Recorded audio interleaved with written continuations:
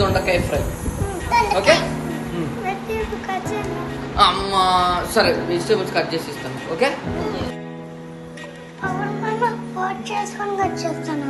అవును అన్న వాష్ చేసుకొని కట్ చేసుకోవాలి, లేకపోతే బోలంతా డస్ట్ ఉంటుంది.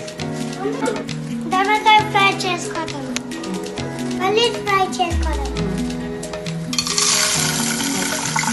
గిన్నెలో వేసుకోవాలి. ఇప్పుడు తాలింపు వేసుకోవాలి.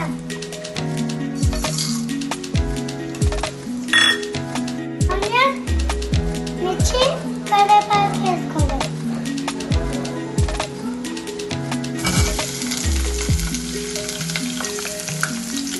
వేసుకోవాలి.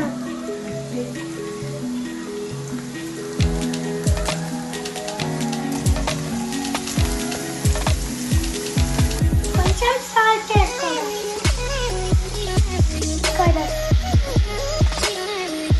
కొంచెం సేపు మూత పెట్టాలి.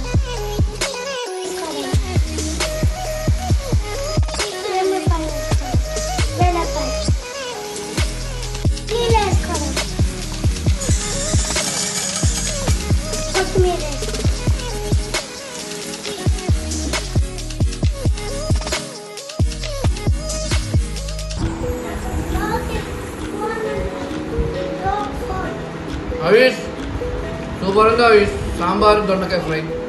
Thank you Harish.